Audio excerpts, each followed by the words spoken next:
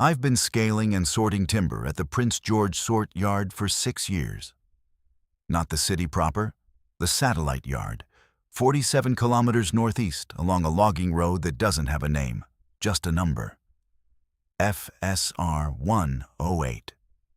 The kind of road where you drive 40 minutes without seeing another vehicle. And the only landmarks are kilometer markers nailed to trees that all look the same. I should explain what a sort yard actually is, because most people picture something wrong. It's not a sawmill. There's no finished lumber. A sort yard is a staging area, an open clearing, usually between 10 and 20 acres, where raw logs arrive on trucks from active cut blocks deeper in the bush. My job is to receive those loads, grade them by species and diameter, flag defects, and arrange them in decks for the mills to pick up on their own schedule. White spruce goes to one buyer, subalpine fir to another, Douglas fir, lodgepole pine, the occasional balsam. Each has a deck, a buyer, and a spec sheet. The yard itself sits in a shallow depression surrounded by standing timber on 3 sides. To the south, FSR 108 cuts through and eventually meets Highway 97. To the north, east, and west, it's unbroken boreal forest. Spruce and pine and poplar running hundreds of kilometers with nothing in it except logging roads, cut blocks in various stages of regrowth, and the odd trapper's cabin that hasn't been occupied in decades. The nearest permanent residence to the yard is a hunting lodge 17 kilometers south, and that's seasonal. There are 11 of us who work the yard. That number matters, and I'll come back to it. Most days during the operating season, roughly April through freeze-up in late November, we run 2 shifts. The day crew arrives at 6 and works until 4. The evening crew covers 4 to midnight, mostly receiving the last loads from trucks that have been on the road since dawn. I've worked both shifts. For the past 3 years, I've been on days, which means I'm usually the first person on site when the sky is still gray and the frost hasn't burned off the log decks. The crew is a mix. 4 scalers, including me. 2 loader operators who run the grapple yarders to move and stack the logs. 1 foreman, Dale, who's been in forestry since before I was born. 2 yard laborers who do everything from clearing brush to maintaining the gravel pads. A mechanic named Corinne who keeps the equipment running. And a logistics coordinator named Fenn who handles the paperwork, dispatch, and the radio. 11 people, most days. Sometimes fewer if someone's off or if a truck breaks down and we lose a laborer to help with a haul road. I'm telling you about the people because what happened, what's been happening, doesn't make sense without understanding that this is a small, closed group in a place where you know exactly who is supposed to be where and when. In the city, a stranger on your block doesn't register. Out here, an unfamiliar boot print in the mud is something you notice, discuss, and remember. The yard has a small operations shack, a prefab trailer with a propane heater, a radio, a desk for Fenn, and a table where we eat lunch. There are 2 portable toilets at the south end, a fuel depot for the equipment, and a tool crib welded together from shipping container panels. The entire perimeter is ringed by windrow, the pushed-up stumps, root wads, and slash left over from when the yard was originally cleared. Beyond the windrow, the forest starts. Not gradually. There's no meadow, no buffer. The yard was carved directly out of standing timber, so the tree line is a wall. 15 feet from the last gravel pad, you're in bush so thick the light changes. That edge is important. We all work near it. The log decks closest to the tree line are the ones you access last, the overflow decks, the ones that fill up only during peak season. But even during slow weeks, you find yourself walking near that border, checking tie-downs, flagging a deck for pickup, clearing a drainage channel. You're always aware of the forest being right there. The way you're aware of an open window behind you while you sleep. Not threatening, just present. Until this past season. I want to be careful about how I describe this because I've already had the conversation with Dale where he looked at me like I was losing it. And I've had the other conversation, the one with Corinne, where she didn't look at me like that at all. And that was worse. The first thing I noticed was the silence. That's going to sound like the beginning of a story someone made up. I know how it sounds. But there's a specific quality to the ambient noise at a sort yard in the boreal forest that you stop consciously hearing after your first season, the way you stop hearing traffic if you live near a highway. There's always a raven somewhere. In summer, whiskey jacks and crossbills. There's wind in the canopy, which sounds different depending on whether it's moving through spruce or pine or deciduous poplar. Spruce hisses, pine sighs, poplar rattles. There are red squirrels everywhere, chattering constantly, dropping cone fragments onto the slash piles. In autumn, you hear geese moving south. In spring, the creeks running under the road culverts. I don't mean any particular one of those sounds stopped. I mean, there were mornings last June when I arrived at the yard before the rest of the crew, and the forest was producing no sound at all. Not quiet. Silent. The kind of silence that has texture, where your own breathing seems foreign. The first time it happened, June 9th, I assumed it was weather-related. Atmospheric pressure can dampen sound, and we'd had a high-pressure system parked over the region for days. And then I walked from my truck to the ops shack, unlocked it, turned on the propane, made coffee, and by the time the first loader operator showed up at 6:15, the birds were back. I didn't mention it. The second time was June 14th. Same conditions. I was alone, pre-dawn, sky the color of ash. No wind, no birds, no squirrels. But this time I was standing at the northeast corner of the yard, near deck 7, checking a banding chain that had come loose overnight, and I was facing the tree line. And the silence wasn't just empty. It was directional. I don't know how else to say it. The quiet was coming from the forest, the way heat comes from a stove. If I turned south, toward the road, I could hear the faintest hum of distance. Maybe Highway 97. And maybe just the open corridor of the road carrying whatever micro sounds travel across kilometers of gravel. But facing the trees, the sound stopped, like someone had drawn a line.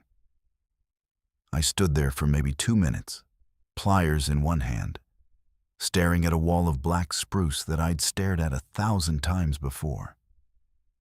And something had changed about it. But I couldn't identify what. The trees looked the same. The spacing was the same. The color was the same. But looking at that tree line on June 14th felt different from every other time I'd looked at it. And the closest I can come to describing the difference is this. It looked like it was already looking at me. I finished the chain, went back to the shack, and didn't mention it. 2 days later, Fenn said something that stopped me. We were in the shack during the morning break, and he was updating the load schedule on his laptop. Without looking up, he said, "Have you noticed it's been quiet?" I said, "Quiet how?" He said, "Just quiet, like the yard's in a jar." He didn't elaborate. Someone else came in and the conversation shifted to a problem with the debarker at the mill. But Fenn had said it, the yard's in a jar. And that was exactly how it felt. Sealed. The ambient noise of the forest, which should have been constant and omnidirectional, felt like it was being held back. Like the clearing we worked in had been separated from its surroundings by something transparent and total. I want to stop here and acknowledge what a skeptical listener is thinking. This is just weather, atmospheric conditions, maybe wildfire smoke in the upper atmosphere dampening sound. June is early fire season in British Columbia, and 2024 was bad again. All of those explanations are reasonable, and I would have accepted any of them if the silence had been the only thing. It wasn't. The second thing was the game trails. Around any sort yard in the Boreal, wildlife is a constant. Black bears are attracted to the grease and diesel. Moose use the road corridors for travel because it's easier than pushing through dense bush. Deer, coyotes, foxes, lynx, rabbits, they're all there, all the time, and they leave evidence. Tracks in the mud around puddles, scat on the gravel pads, browse marks on the poplar regrowth at the yard's edge. Every morning, I'd see fresh tracks somewhere. Moose prints the size of my hand near the fuel depot. Bear prints along the windrow where they'd been turning over stumps for grubs. Starting around the same time as the silence, mid-June, the tracks stopped. Not tapered off, stopped. I walked the full perimeter of the yard on June 18th and found nothing. No prints, no scat, no browse, no disturbance of any kind. The mud around the drainage channel, which was always pocked with moose and deer tracks, was smooth, untouched, as if nothing with legs had crossed it. This I mentioned to Dale. Dale is 63 years old. He's worked in bush camps from Mackenzie to Tumbler Ridge. He's not a man who startles. When I told him I hadn't seen wildlife sign in 4 days, he looked at me, then looked at the tree line and said, "Fire, probably. They'll push out a head of smoke you can't even see yet." And that was a good explanation. Animals flee fire long before humans detect it, following scent and atmospheric cues we don't have access to. I checked the BC Wildfire Service dashboard that night on my phone. There were active fires, but the nearest was 240 kilometers west, near Vanderhoof. Nothing that would push game out of our area. I checked again the next morning. Then I drove the logging road for 20 minutes in each direction, stopping at wide spots to look for tracks where the road crossed creeks. Nothing. The creek banks were clean. I saw one set of old moose tracks, several days degraded, heading southeast, away from the yard, away from whatever our section of forest had become. By the end of June, the absence of wildlife was conspicuous enough that others noticed. Pavel, one of the other scalers, said he hadn't seen a squirrel in 2 weeks.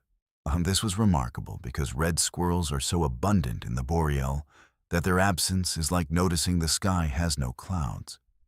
It catches your attention precisely because it never happens. Corinne mentioned she'd been leaving her lunch in the cab of the service truck with the window down, something she'd never risk in bear season, and nothing had touched it. Not even ants.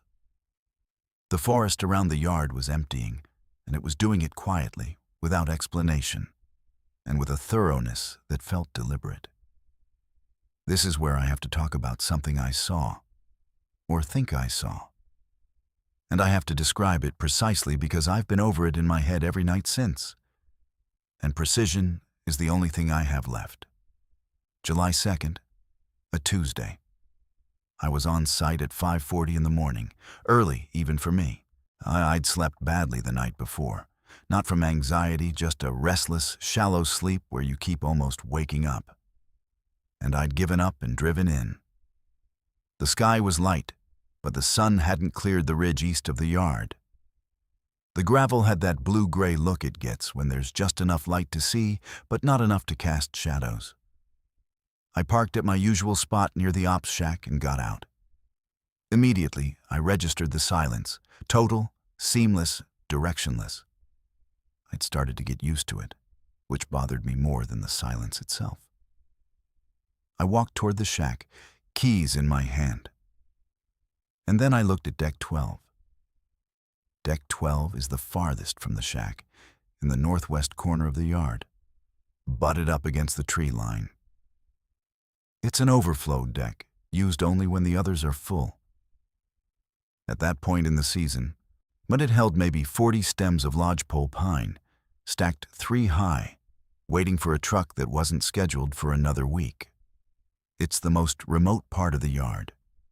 The part that, when you walk there, feels like the forest has you on 3 sides, and the only way back is the way you came. Someone was standing at the far end of deck 12. I stopped walking. The figure was at the north edge of the deck, between the last log and the tree line, roughly 90 meters from me. In the low light, I could see a silhouette, upright, bipedal, standing still. My first thought was that one of the crew had come in early. My second thought was that it was too early and no other vehicles were in the lot. My third thought was that the figure was facing me, standing perfectly still and was too far away to identify but close enough to know it was watching. I didn't call out. I want to be honest about that. The appropriate thing to do, the thing I would normally do if I saw someone unexpected on sight, would be to shout a greeting, ask who they were, maybe radio Dale. I didn't do any of that. I stood next to my truck with my keys in my hand and looked at the figure for approximately 15 to 20 seconds.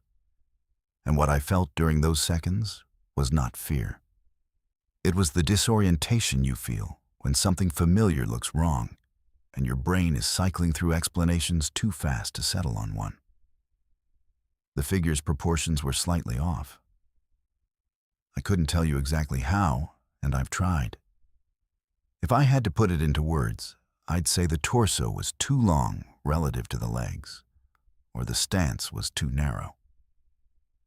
The feet too close together for someone standing on uneven ground. And it was the kind of wrongness you describe as, that person has bad posture, and then never think about again. Except I couldn't stop thinking about it, because the longer I looked, the more details I couldn't resolve. Was it wearing clothes? I couldn't tell. Was it a person? I couldn't tell. It was shaped like a person the way a mannequin is shaped like a person. The outline was correct, but the information you'd normally extract from a human figure at that distance wasn't arriving. Then the first loader operator, Gary, pulled into the lot behind me, his headlights sweeping across the gravel, and I looked toward his truck for maybe 3 seconds. When I looked back at deck 12, the figure was gone. The tree line was just tree line. I told Gary I thought I'd seen someone at the back of the yard. He and I walked out to deck 12 together. The gravel around the deck was undisturbed. No boot prints, no impression in the thin mud where the deck met the windrow.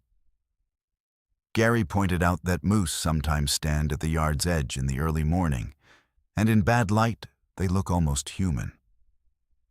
I've seen moose hundreds of times. I didn't say that to Gary because the explanation was reasonable, and I wanted it to be true. But no moose leaves no tracks. After that morning, I started arriving early on purpose.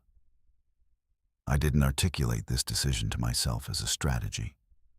I didn't tell anyone what I was doing or why. I just started setting my alarm for 4:30 instead of 5, and driving to the yard while the light was still thin and the lot was empty. I told myself I liked the solitude, the chance to drink coffee without conversation. That was partly true. The rest of the truth was that I was watching for the figure. I didn't see it again for 11 days. During those 11 days, other things happened. On July 5th, one of the log trucks arrived from Cut Block 9, 40 kilometers deeper into the bush. The driver, a contract hauler named Jim, who we'd seen twice a week for 3 seasons, was visibly unsettled. He backed his load into the receiving bay, set his brakes, and got out of the cab with a look that I recognized. Not panic, but the rigid calm of someone working hard to keep their composure intact. Fenn handled the paperwork while I started scaling the load. Jim came over to me while I was walking the trailer. He said, "Your radio working today?" I said it was. He said, "I called you 6 times on the way in. Channel 12, nothing. I checked with Fen later.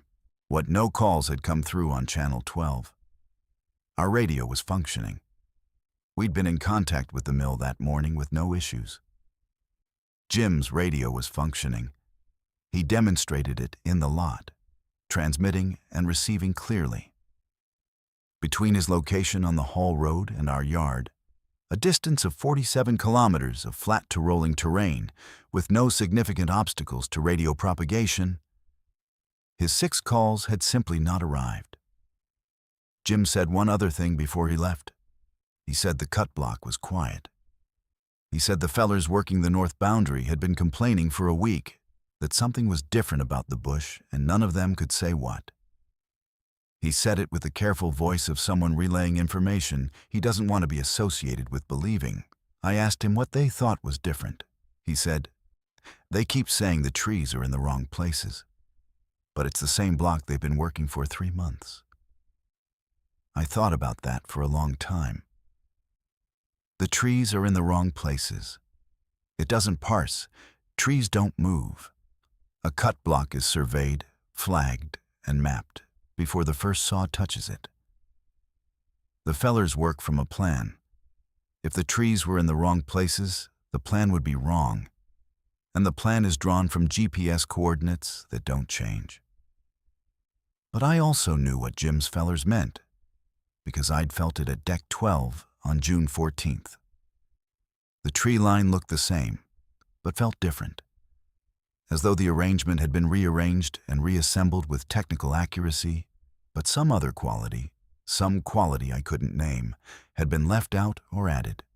On July 8th, Corinne found something in the tool crib, where the tool crib is a locked steel container. I mentioned that it's made from shipping container panels. It's essentially a modified sea can with a heavy padlock. Only Dale, Corinne, and I have keys. Corinne opened it that morning to get a hydraulic fitting and came to find me 15 minutes later. She didn't say anything at first. She just said, "Come look at something." Inside the crib, on the workbench that runs along the back wall, someone had arranged a collection of objects in a straight line. 7 of them. Each one was a piece of bark. Spruce bark, I was fairly certain. Stripped cleanly from a trunk in a single piece, then rolled into a tight cylinder and stood upright. They were arranged at perfectly even intervals, roughly 8 centimeters apart, in a line that ran exactly parallel to the back wall. Each cylinder was approximately the same height, 10 to 12 centimeters, and the same diameter. Corinne and I stood there looking at them. Neither of us touched them. I said, "Did you do this?" She said, "No." I said, "Dale?" She said, "I already asked." "No." The crib had been locked. There was no sign of forced entry. The padlock was undamaged, the hasp intact, the welds on the container unbroken. The 3 of us with keys had not entered the crib since the previous Friday. It was now Monday. Someone or something had entered a locked steel container over the weekend when the yard was unmanned and arranged 7 bark cylinders in a precise line on the workbench. I photographed them. The photos are on my phone. 7 small rolls of bark standing upright in a row, evenly spaced, on a steel workbench in a locked container in a log yard, 47 kilometers from the nearest inhabited building. I've shown the photos to 2 people. One said they looked like chess pieces. The other said they looked like they were waiting for something. We removed them. Corinne put them in a garbage bag and threw them in the burn barrel. Neither of us discussed whether we should report it. There was nothing to report. No crime, and for all 47 minutes, I watched the tree line on both sides of the road in my peripheral vision, and I could not have told you what I was watching for. July 13th, a Saturday. I was working a half day because we had a mill pickup scheduled for early morning and the loader needed supervision. Gary and I were the only ones on site. He was in the cab of the grapple yarder, sorting a deck, and I was on the ground flagging stems for pickup. It was 11 in the morning, overcast, warm, a slight drizzle that made the bark slick.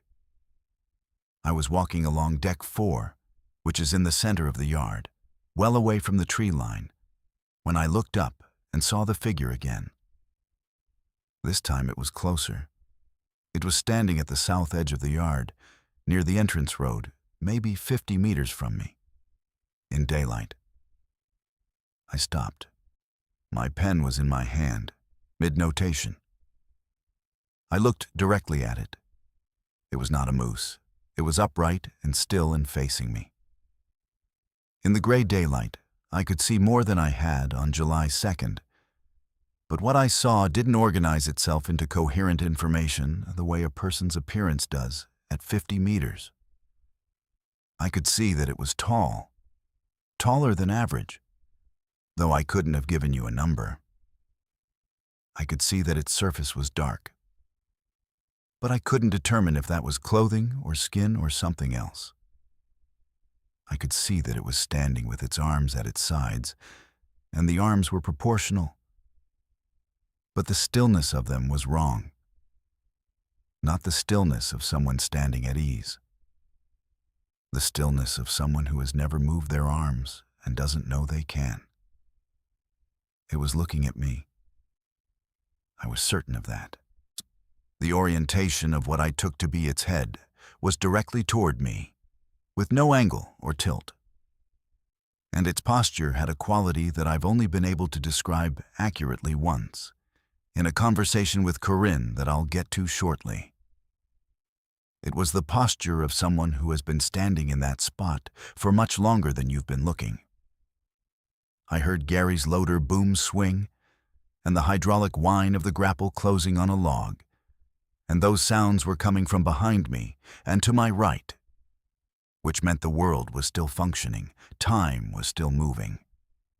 And the only anomaly was the thing at the edge of the yard that was looking at me from 50 meters away in the middle of a Saturday. I made a decision. I don't know if it was courage or stupidity or just the override of a brain that couldn't process what it was seeing and defaulted to the most normal available action. I started walking toward it. I took 4 steps, maybe 5, and the figure didn't move, didn't flinch, didn't shift its weight.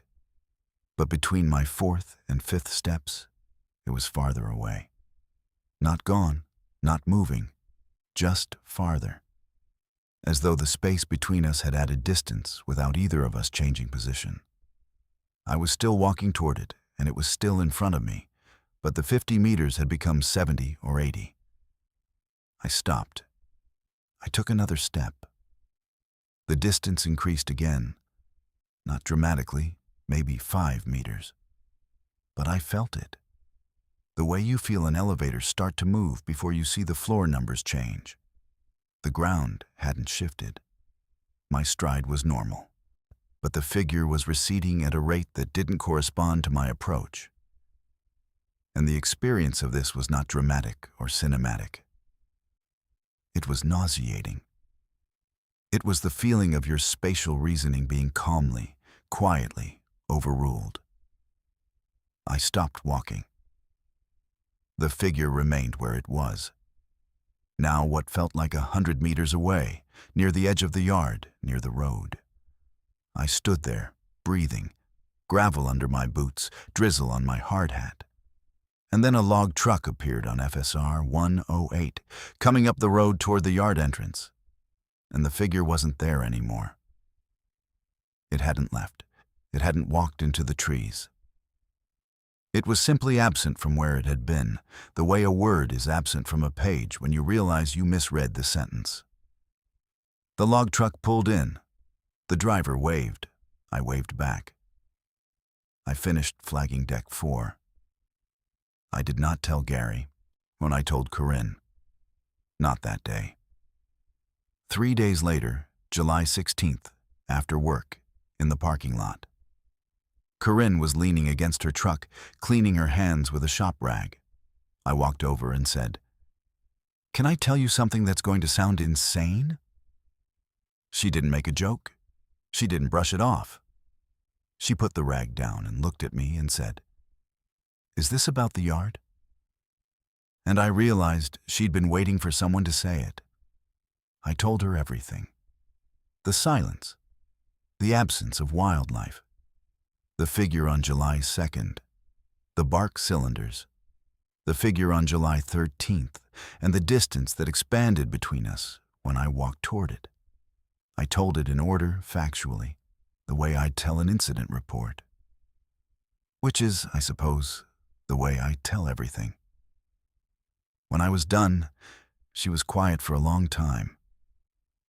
Then she said, "The trees moved." I said, "What?" She said, "The tree line, on the west side." I've been parking in the same spot for 2 years. I know exactly how far the trees are from my truck because I back up until I can see the first spruce in my mirror. 2 weeks ago, the tree wasn't there anymore. It's farther back. Maybe 3 meters, maybe 5. But it's not where it was. I didn't say anything. She said, "I measured it. I drove a stake where the tree used to be and measured from the stake to the current trunk. 4.2 meters. That tree moved 4 meters farther from the yard." I said, "Trees don't move." She said, "I know." She said something else then. She said, "I think the forest is making room." I asked her what she meant. She said she didn't know. She said it was just the phrase that came into her head when she measured the gap. It's making room. As if the forest around the yard was pulling back, widening the clearing, creating space. For what, she didn't say. I didn't ask. We stood in the parking lot and looked at the tree line, and I tried to see whether it was farther away than it used to be. And I couldn't tell, because I'd never measured it, never had reason to, and now the absence of that data felt like something I'd lost. The next 3 weeks were the worst, not because of a single dramatic event, because the accumulation became impossible to compartmentalize. I'll describe it as a list because that's how it exists in my memory. Not as a narrative, but as an inventory of things that were each individually almost explainable, and collectively not. July 19th. Dale, who had dismissed the wildlife absence as fire-related, reversed his position. He told me during lunch that he'd driven 30 kilometers up FSR 108 the previous evening and hadn't seen a single animal. Not a rabbit, not a bird. He said in 40 years of working in the bush, he'd never seen anything like it. He said it calmly, but he was eating his sandwich with the focus of a man who doesn't want to look up. July 21st, a second set of bark cylinders appeared. Not in the tool crib this time. In the cab of the grapple yarder. Gary found them on the operator's seat when he opened the cab in the morning. 9 of them this time, arranged in the same formation, a straight line, evenly spaced, standing upright. The cab had been locked overnight. Gary's key was on his key ring, which had been in his house 17 kilometers away. Gary threw them into the bush without saying a word and didn't look at anyone for the rest of the day. July 23rd. The radios failed again, not intermittently, completely. For 90 minutes in the middle of the day, no radio in the yard could reach any repeater, any base, or any other radio. Cell phones, which occasionally got 1 bar if you climbed on top of the ops shack, had no signal at all. We were unreachable and unable to reach anyone. It resolved on its own. Fenn filed a report with the licensee's communications contractor. They found no equipment issues. July 25th. I found boot prints at deck 12. This should have been reassuring. A boot print means a person, and a person is explainable. But the prints were wrong. They were too deep. A boot print in soft gravel is a function of weight and surface area. or these prints were the depth you'd expect from someone weighing 3 or 4 times what a human body weighs. But the boot size was normal, a men's 10 or 11, and the stride length was inconsistent. The distance between prints varied from 40 centimeters to nearly 2 meters within the same trackway, as though the walker's legs were changing length between steps. I showed these to Corinne. She measured them, photographed them, and said nothing. July 28th. The sound came back, but it came back wrong. The birds returned. I heard ravens, whiskey jacks, a woodpecker somewhere to the east. But their calls were timed differently than I'd ever heard. A raven would call, and the echo would arrive before the call ended, as though the sound was being reflected from a surface closer than any surface was. Or a whiskey jack would produce its 2-note call, and the second note would come first. I know how that sounds. I know it sounds like I was stressed and perceiving things inaccurately, and I considered that explanation seriously. But Pavel noticed it too. He said, "Is that bird doing that backwards?" and looked at me, and I knew he heard it. July 30th. I counted the crew. I do this reflexively. It's part of the foreman's job. And though Dale is the foreman, I've picked up the habit. At morning briefing, I counted 11 people in the shack. Dale, Fenn, Corinne, Gary, Pavel, myself, the second loader operator Thomas, the 2 laborers Mark and Denny, the second scaler Way, and 1 more. I counted again. 11. But I named only 10. I looked around the room slowly, person by person, and matched each face to a name. And when I was done, I'd named 10 people and there was no one unaccounted for. The room felt right at 11, but listed at 10. I mentioned this to no one. August was different. The timber kept coming. The trucks kept arriving. The mills kept sending pickups. The work continued, and in some ways, the routine was a mercy, because it gave the days a structure that resisted what was happening at their edges. You can't scale a load of spruce while in a state of existential dread. The tape measure and the tally sheet demand the same attention whether the forest around you is behaving normally or not. I leaned into the work. I think we all did. The conversations in the shack became shorter and more focused on logistics. People stopped lingering. The easy banter of a bush crew, the jokes, the complaints about the road, and the gossip about the mills, dried up without anyone acknowledging it, had. But the thing I noticed most about August was the way people's eyes moved. You work with the same people every day, you learn their patterns, who looks where, who watches what. By August, everyone on the crew was tracking the tree line, not staring, not stopping work to gaze into the forest, just checking. The way you check a mirror while driving, quick, automatic, and frequent. I'd see Dale look up from his clipboard and scan the north tree line. I'd see Thomas, in the cab of his loader, turn his head toward the west edge of the yard between picks. I'd see Fenn step out of the shack, glance at the perimeter, and go back inside. No one talked about it. Everyone was doing it. We were watching for something. And I think, by August, we all knew we were watching for the same thing, even though no one had described it to the group, even though the only person I'd spoken to directly was Corinne. The crew had 11 members, and each one was, independently and silently, monitoring the tree line the way an animal monitors the edge of its territory when it knows something is there. On August 4th, Dale called a meeting. This was unusual. Dale is not a meeting man. He communicates through brief, practical exchanges. A sentence here, a directive there. Calling everyone into the shack and closing the door was not in his repertoire.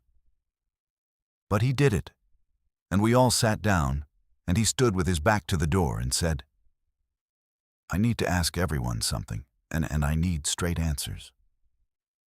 He said, "Has anyone seen someone on site who shouldn't be here?" The room was quiet, and I watched the faces. 7 of the 10 people I was looking at, I'm not counting myself, showed something.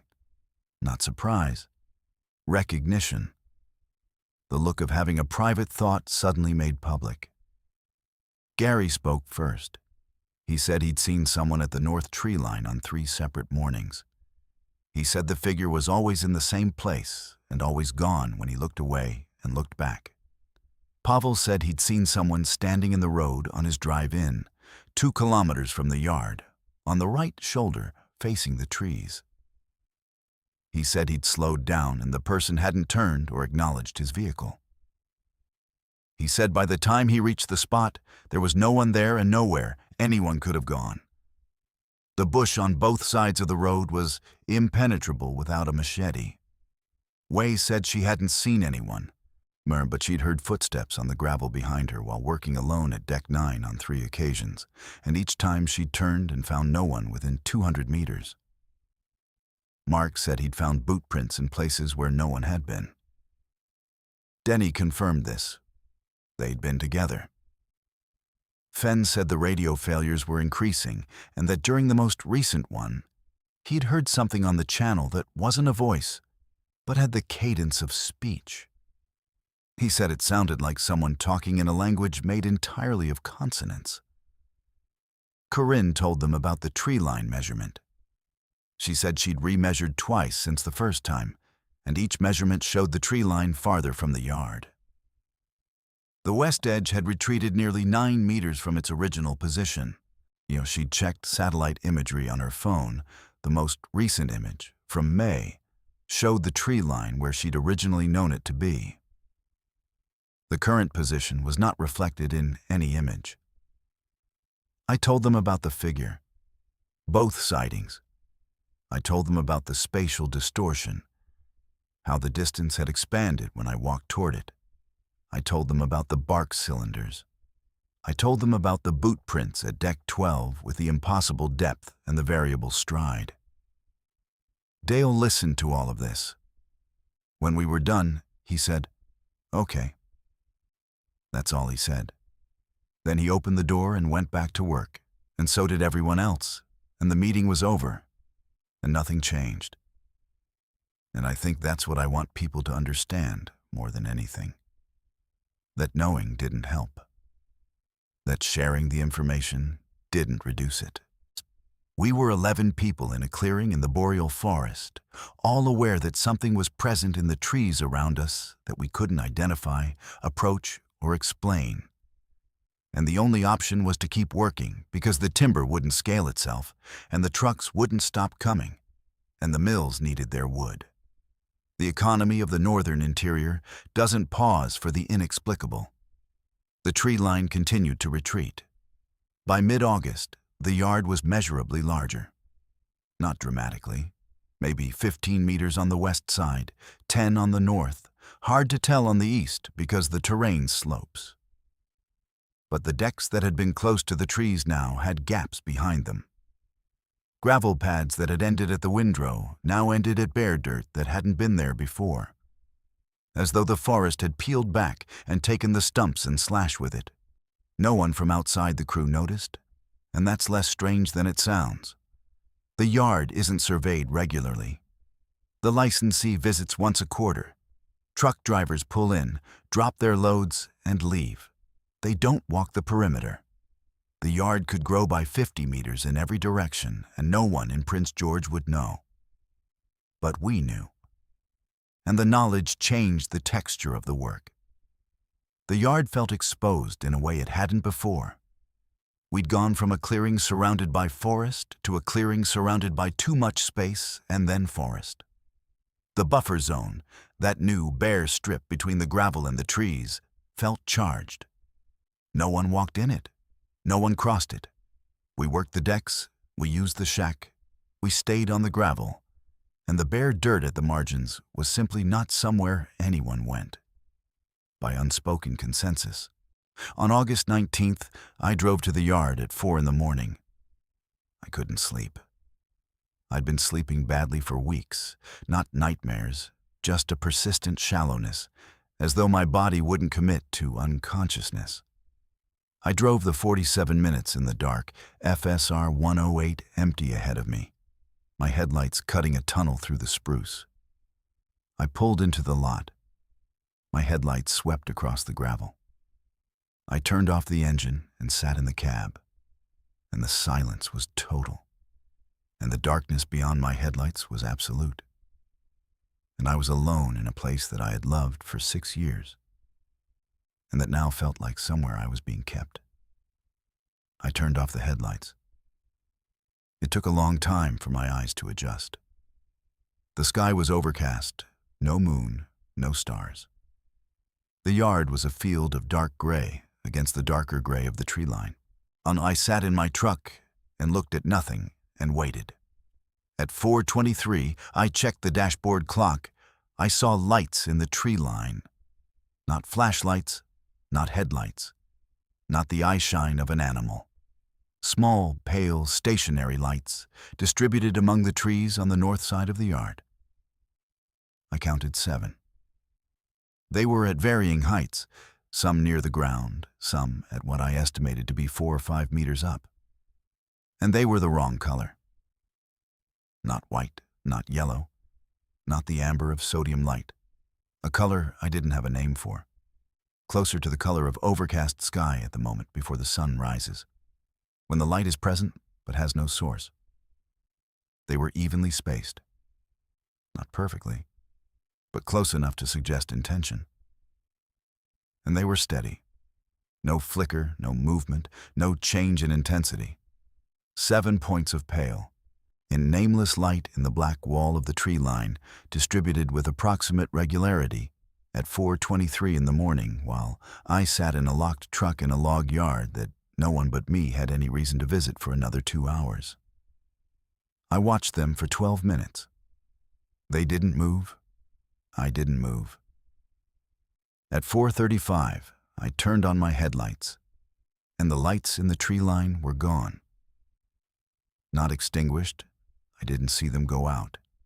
They were simply not there in the headlights the way they had been there in the dark.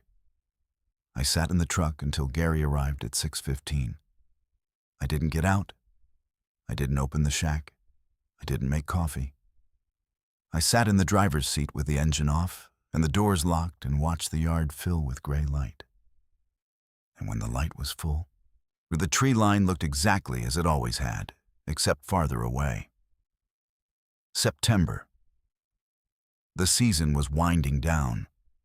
Load volumes decreased as the cut blocks shut down for the year. 2 of the contract haulers finished their commitments and didn't renew. The mill reduced its pickup schedule. The crew kept coming, but the pace slowed, and the slower pace meant more time standing, more time looking, more time noticing.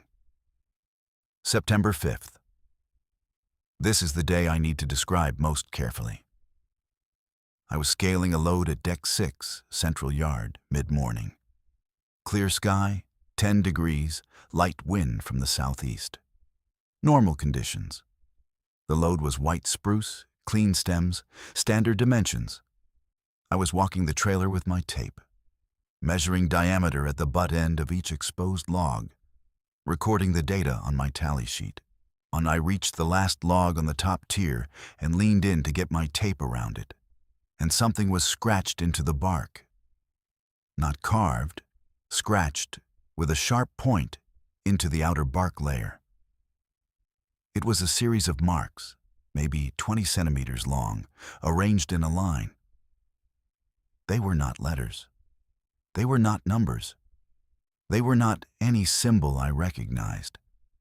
But they were organized. They had spacing and proportion and repetition in a way that random damage doesn't.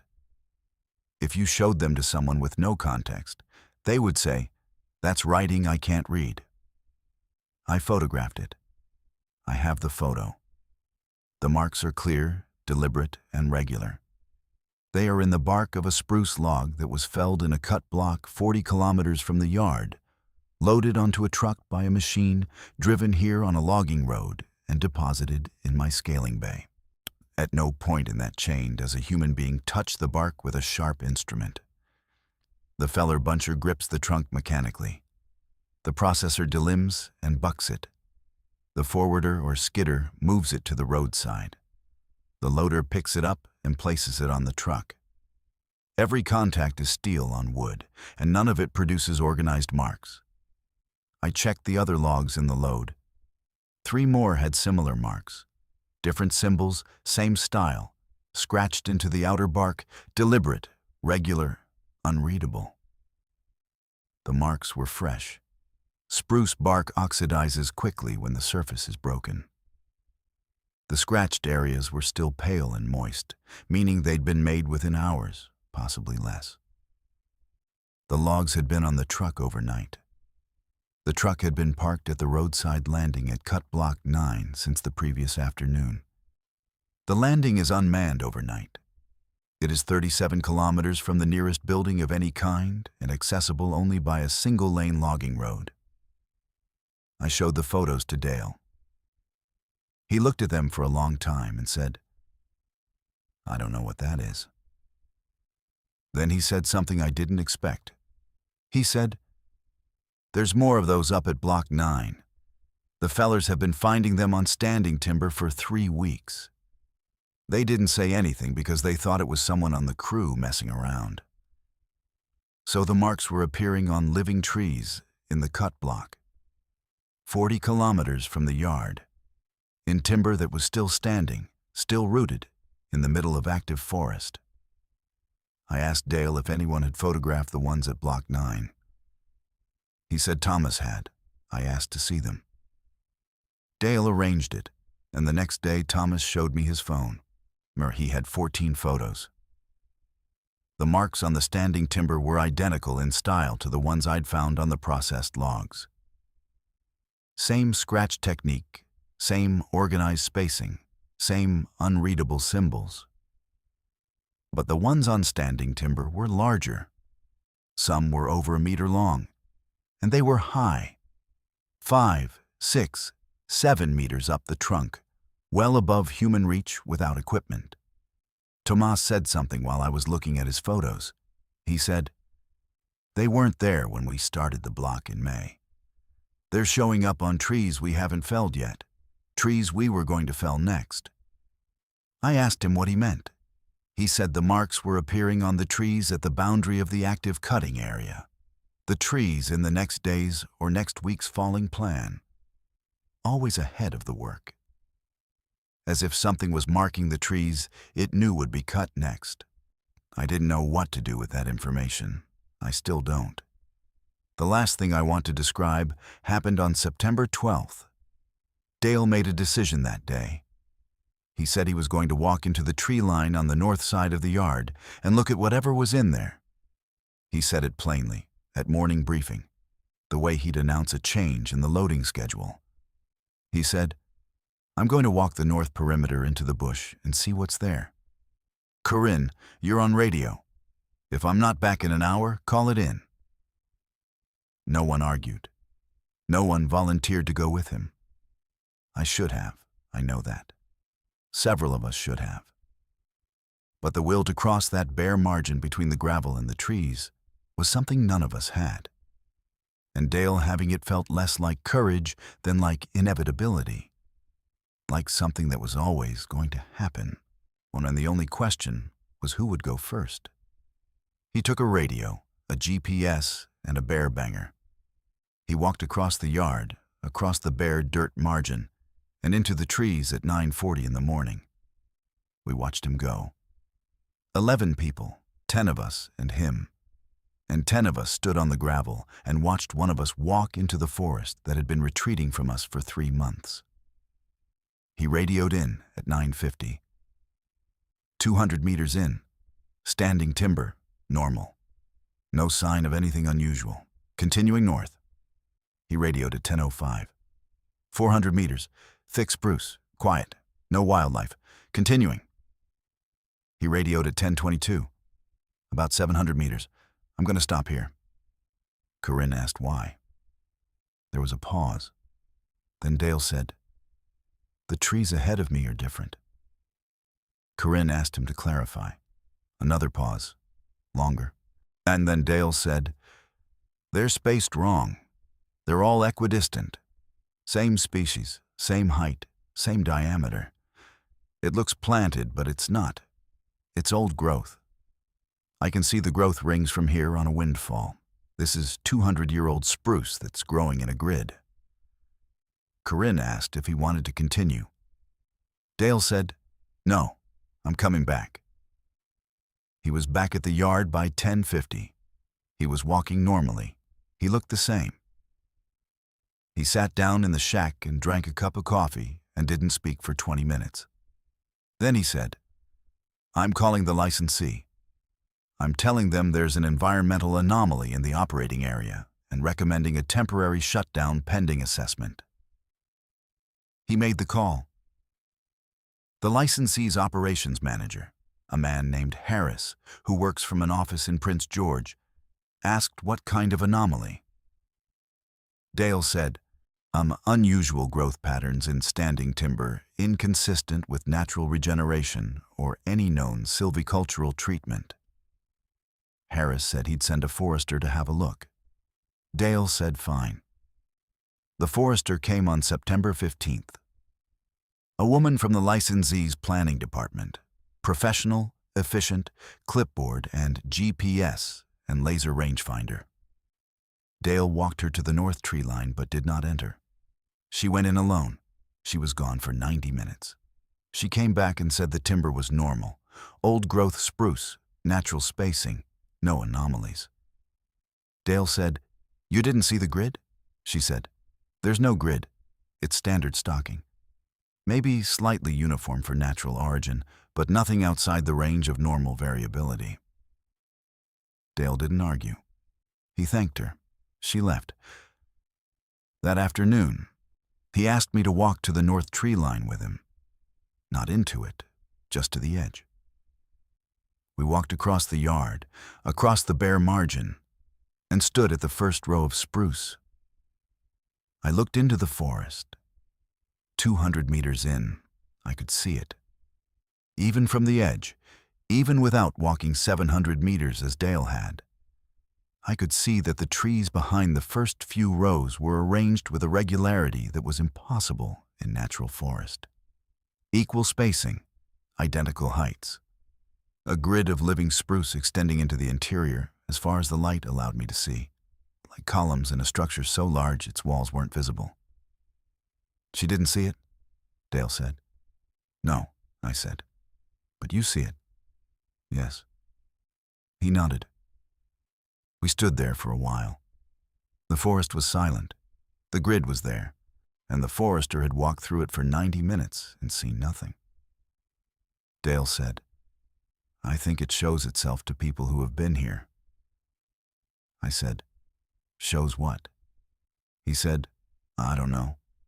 Whatever it's building." The season ended in November. The yard shut down for winter. The crew dispersed. I drove out on the last day, November 14th, after locking the shack and the tool crib and draining the propane. The yard was empty, the decks cleared, the gravel clean. I stood in the lot and looked at the perimeter one last time. The tree line had retreated over 30 meters on the west side. The yard was enormous, visibly, unmistakably larger than it had been in May. Where there had been dense forest, there was now open ground, and at the edge of that open ground, attar the trees stood in rows that were not quite natural and not quite artificial, in spacing that was not quite random and not quite regular. And behind them, deeper in, the grid that Dale and I had seen extended into a depth I could no longer estimate. I took a photo from the lot. I've looked at it many times since. In the photo, the yard looks normal. The tree line looks normal. The spacing looks like what you'd expect from natural boreal forest. I've zoomed in. I've compared it to the May satellite image. In the photo, the trees are where they were in May. In my memory, and on Corinne's measuring tape, they were 30 meters farther back. The photo does not show what we saw. None of the photos do. The pictures of the bark cylinders are fine. They show bark cylinders. The pictures of the marks on the logs are fine. They show marks. But the photos of the tree line, the yard perimeter, the grid, they show a normal forest, normally spaced, at a normal distance. The camera sees what the forester saw. This happened. I want you to understand that. This is not a story about something I imagined or something I dreamed or something that happened differently than how I'm describing it. This happened, and it's happening, and the yard will reopen in April. I've spoken to Corinne twice over the winter. She remeasured the west tree line in December, driving out alone to check. She said the retreat has continued.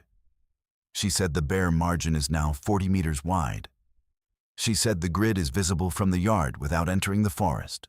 She said the bark cylinders have started appearing on top of the snow, in the bare margin, and in arrangements that are getting more complex.